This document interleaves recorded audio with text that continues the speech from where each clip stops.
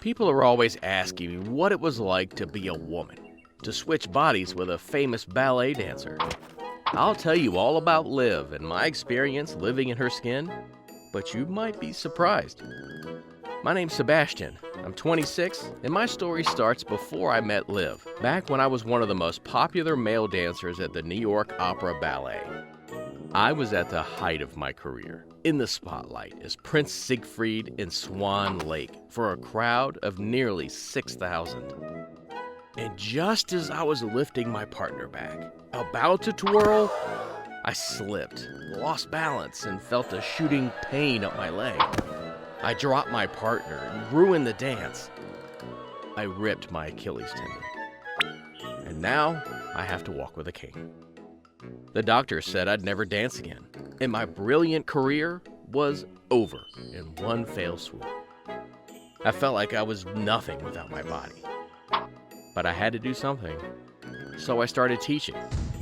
My pops put up the dough for a small dance studio, and I started small, just a few students. I knew what to say and how to groom their technique, but deep down, I was still bitter, angry that my career had been cut short. I envied my students with their healthy bodies and their fresh starts. But it wasn't until I met Liv that I became a real coach. She caught me after I was closing up shop one night and followed me all the way to the subway, telling me that I was the reason she wanted to be a ballet dancer. And then she asked me why I quit dancing. Do you not see this cane? She saw it, and she read all about my accident, but she still thought I should be trying. The kid lived in a dream world, I thought. She talked about dancing on famous stages and all that wide-eyed stuff. The next morning, she was waiting for me at the studio. I figured she was skipping school or something, but she said this was her school. I said all the stuff I was supposed to about inspiration, but it felt like just words. I was still bitter. But still, Liv was hanging on to every syllable I spoke. After class, she asked me if she could stay and practice her turns. I watched her sweat until I finally kicked her out for the day. But she was back the next day, and the day after that. She worked hard and wouldn't give in no matter how frustrating it got. The other dancers were passing time, but not Liv. She danced with purpose. She kept pressing me to dance again, and one day, she told me something strange, that I could use her body if I wanted. She showed me this web post looking for body swap volunteers. She even had a business card from the organization. The experiment was safe. They were developing technologies to swap bodies. Apparently, there's a market of people who are looking for various physical experiences. There's no reason we shouldn't be able to switch avatars in this game of life.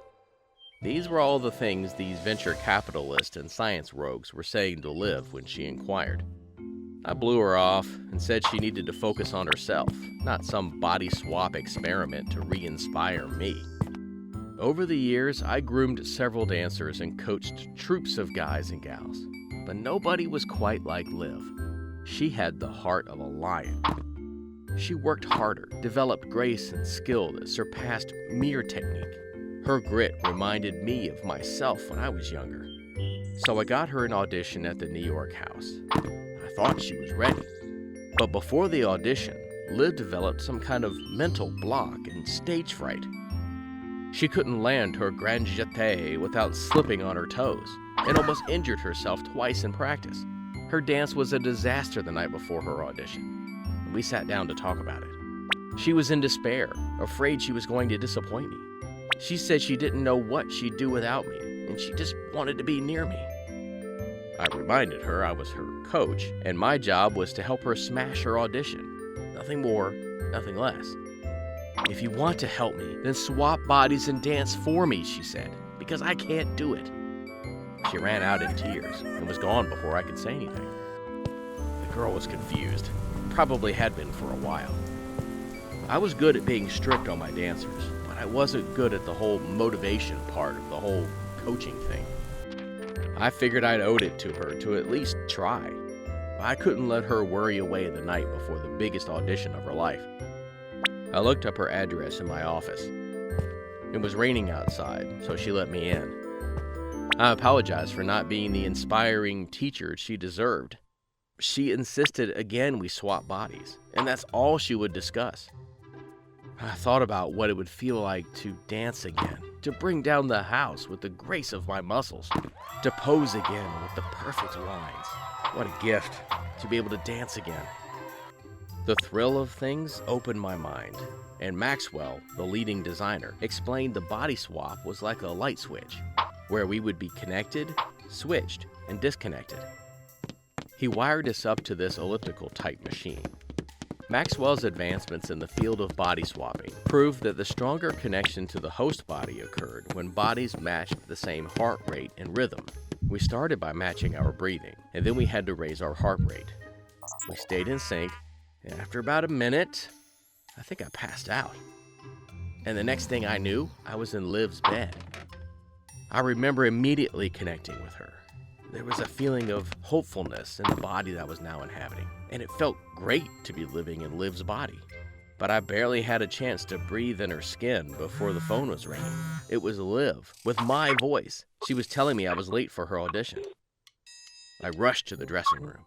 I laced up and stretched out. I dreamed of getting back in the spotlight ever since my accident, but I never thought I would get the chance.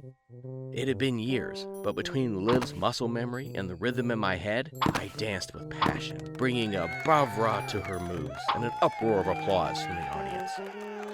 My audition got Liv accepted into the Opera House with roles in 3 productions. Our body swap experiment was over, but when Maxwell hooked us up and we started to work up our heartbeats, something busted, and the machine began making a violent whirring sound. It would take at least a month to fix. Meanwhile, we were stuck in each other's bodies. I studied the part and practiced my heart out, hoping to ingrain the movements into Liv's muscle memory, and I soaked up every moment. Meanwhile, Liv wasn't around as much. I was hoping that the blasted body swap machine wouldn't be fixed by at least opening night. I wanted to grace the stage again, more than anything. But just before the premiere performance, Maxwell got it up and running. The technician strapped us in, and we started breathing the same, getting our heartbeats ready for the swap. They were beating to the same rhythm, and just as our consciousness began to slip, I stopped it. I pulled away and slowed my breathing. The swap failed. I pulled the wires from my wrist and ran out. One last dance, and then I'd switch back. But Liv found me backstage and confronted me. She talked to me in a tone I'd never heard her use. She said she spent years of her life looking up to me, wanting to be like me, to be with me. But now, she was disappointed. I didn't understand.